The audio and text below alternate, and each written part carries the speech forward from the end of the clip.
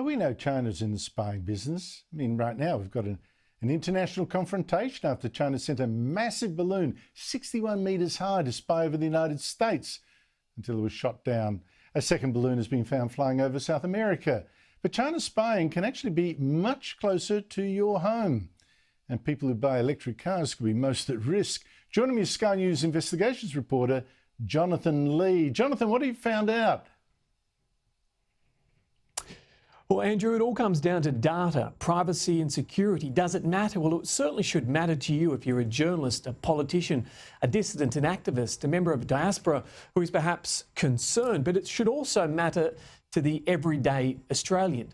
Now, security experts tell us that they know the Chinese Communist Party is currently mapping Australian society. It's part of what they talk about being a civil-military fusion. And when it comes to cars, they no longer simply get you to A to B. They really are now computers on wheels. And the great concern is when it comes to looking after our data, that China has a rapacious appetite for learning all about us in a great number of ways. And where the private sector goes, governments, especially authoritarian governments, soon follow. More intelligent than a plane, more aware of your life than you realise. Today's cars know everything from where we live and work, who we visit, right down to the location of our favourite fast food. Cyber and intelligence expert Catherine Manstead has been tailing the rise of 21st century cars. Cars these days are computers on wheels. There's more lines of code in your standard car in Australia than there is in a Boeing 747 jet. Now, what does that mean? That means that with lines of code, with software, comes vulnerability. Commercial enterprises globally are expert now at collecting data, but China's in a league of its own. As the secretive state hoovers up information throughout our suburbs and cities. China is no longer an automotive minnow. Its companies, some state-owned, control more of our markets than ever before. G'day, I'm Paul. A big chunk of the electronics we buy today are built in China. But would you buy your next car from a Chinese brand? Paul Marrick is the founder of the company Car Expert. It's quite clever the way that they've done it. MG, for example, it used to be a sports car brand. A lot of people associate the brand MG with little sports cars. Same with Volvo as well. It has a lot of Swedish heritage. But now that both of those are Chinese owned, a lot of people don't know that these vehicles are made in China and come to Australia. Last year, more than 122,000 Chinese manufactured vehicles were sold in Australia, earning China fourth place on vehicle sales. A wave of once unheard of manufacturers are arriving. BYD design. Competing on technology and price. Senator James Patterson sees a different cost. A member and former chair of Parliament's Joint Intelligence and Security Committee, he's advising Australians to avoid buying Chinese cars if they care about their privacy. Certainly if you're a politician or a journalist or an activist or an academic who's working on issues relating to China or national security, then you need to be extra cautious. He says it comes down to Chinese criminal law, which bends businesses to the will of the authoritarian state. All Chinese technology companies pose a degree of risk because of a 2017 law called the Chinese Intelligence Law, which requires all Chinese companies and individuals to assist Chinese intelligence agencies and to keep that assistance covert. Potentially giving the Chinese Communist Party not just information about military matters, but an inside understanding of something as small as how a business works to how someone may vote. It's all part of building what's called a pattern of life, your life. So if we take, for instance, a car, that might give information about your geolocation, where you go, where your car stops, which you can build an inference about who a person is seeing, where they live.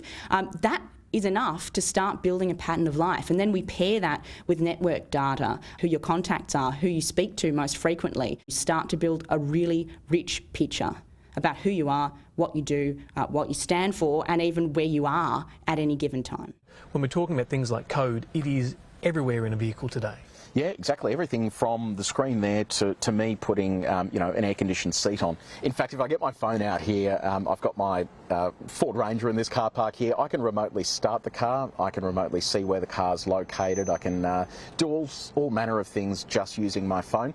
And for it to do that, it has to have a SIM card that has a phone connection with the outside world. In one instance, it's claimed a person, shown here, discovered he was able to dial into his Chinese manufactured car through its SIM card and activate the microphone. The car was able to actually relay voice data from inside the car to the person listening on the other end, without the user's consent and also without the ability for you to terminate that call. So what you're saying potentially is that conversation could then be listened to by a third party? Without you knowing. So, I mean, to me, even to me, who's not very security conscious, that's pretty alarming. And my understanding is that that's being patched at the moment. But ultimately, if that existed at some point, you wonder how many other instances of this actually exist out there in the wild that we perhaps don't know about yet. In the United Kingdom, a hidden Chinese tracking device was reportedly found in a government vehicle during an intelligence sweep. British government departments have also banned and started scrapping Chinese security cameras on sensitive sites. The interconnection of everyday items from smart televisions, laptops, voice-controlled speaker systems, doorbell cameras, even watches, all build a personal picture and digital footprint. China's domination around smart devices has led a Washington-based consultancy to call on consumers to wake up and ban the components in supply chains. The Chinese Communist Party and its intelligence agencies have a philosophy of collect now and decrypt later. They're hoping to develop quantum decryption technology, and if in the future they're successful doing that, that might unlock a treasure trove of years of gathered, personally identifying information on Australians, on Americans, on Canadians and people all around the world. This is a compounding problem and it's not going away anytime soon. Jonathan Lee, the Sky News. Jonathan Lee, that's absolutely freaky, looking at some of that, particularly that car vision. My goodness. Has it made you paranoid enough to take steps to protect yourself from being snooped on?